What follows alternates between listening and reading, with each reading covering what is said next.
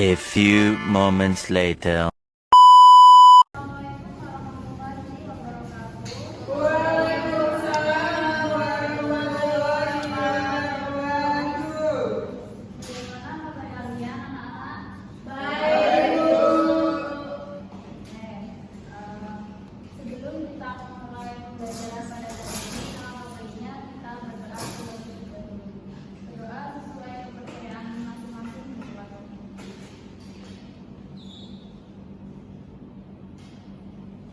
Doa selesai. Oke, baik. Sebelum mulai pembelajaran pada hari ini, Ibu akan mengecek kehadiran masing-masing dari kalian. Nanti ketika dipanggil namanya bilang hadir ya. Sifara Nadia, Sofia Ontun, Nabila, Kalista, Aisyah, Nisa Siti Aisyah, hadir. Gila, hadir. Rizky Abil, hadir. Nopal, hadir. Yani Kasari, hadir. Aida Saputri, hadir. Devia, hadir.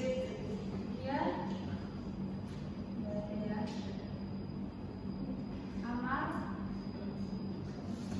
Deva, hadir. Oke, baik.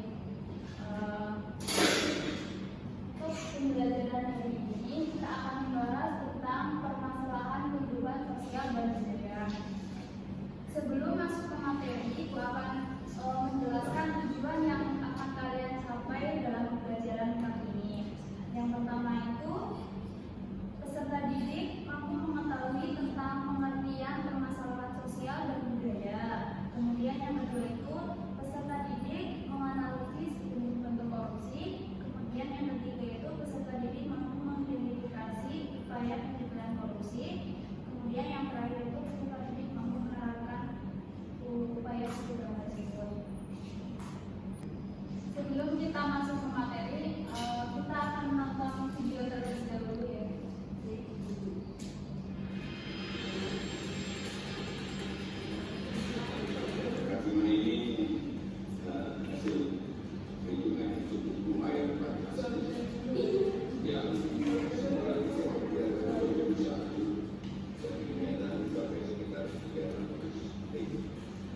Tersangka AR selaku perwakilan PT Mingguan Rapat dan Melakukan Pemilu dengan pihak PT Timah BPK.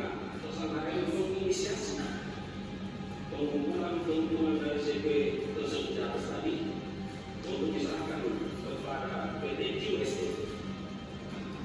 yang difasilitasi oleh tersangka A dengan unsur pemberian corporate social responsibility. Kedua, tersangka ini kedua menjadi otoritas. Harga sewa smelter 2, sekian triliun, kemudian juga pembayaran uji timah.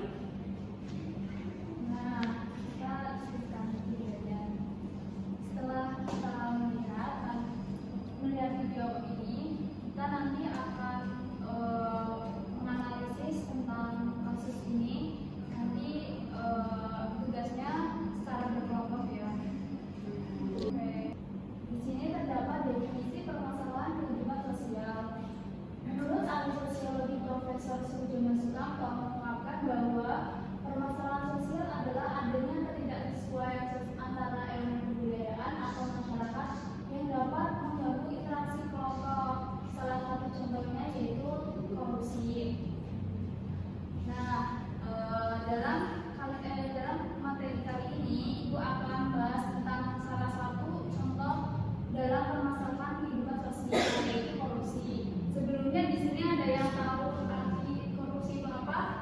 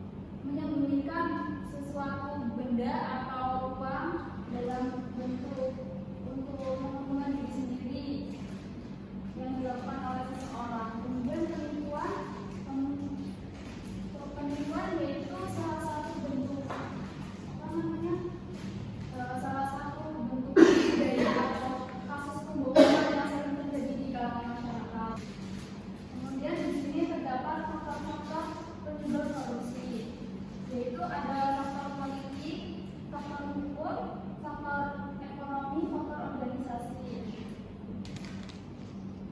Kemudian di sini ada upaya pencegahan korupsi, yaitu ada dua, perbaikan tata kelola pemerintah dan peningkatan transparansi.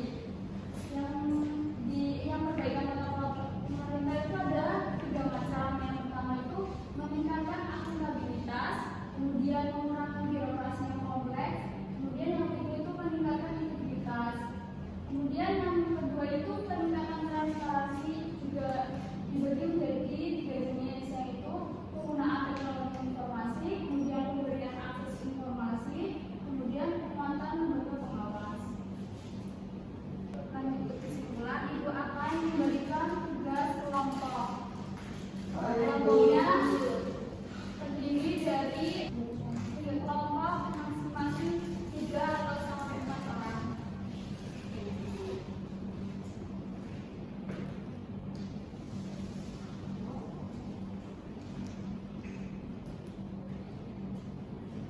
Nah, ini tugasnya. Kalian menganalisis tentang permasalahan kasus korupsi yang pernah terjadi di Indonesia, yaitu ini ada yang kenal, apakah ada yang kenal itu suaminya siapa? Dewi Sandra. Betul, dia melakukan dan tindakan korupsi. Nah, kalian nanti analisis kasus tersebut, kemudian nanti dibuat infografis, nanti dipresentasikan di depan ya.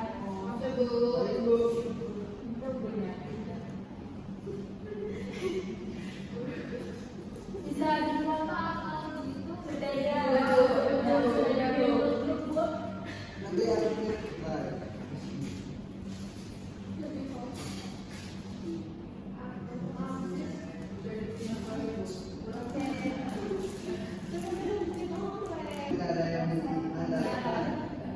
Jadi terdapat kesimpulan ya, permasalahan sosial budaya di Indonesia muncul dari keberagaman yang seharusnya menjadi kekuatan, tetapi dapat menuju konflik akibat perbedaan budaya dan agama.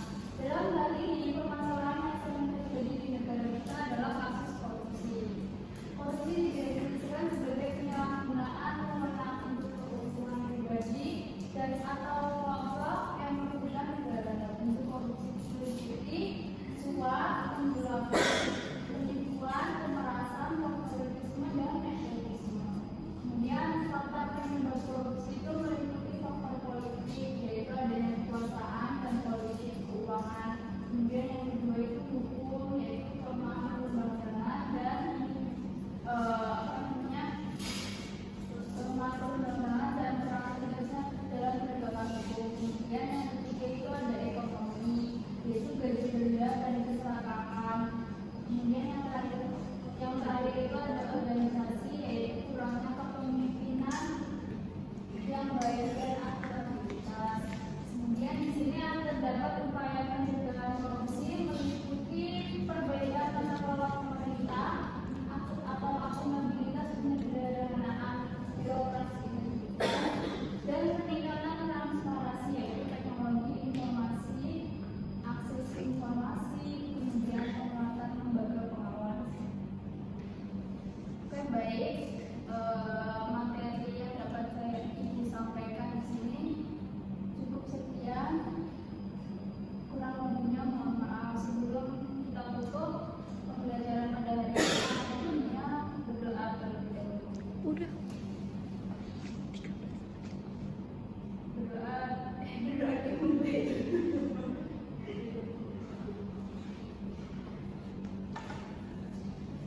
Sudah selesai. Sekian dari saya.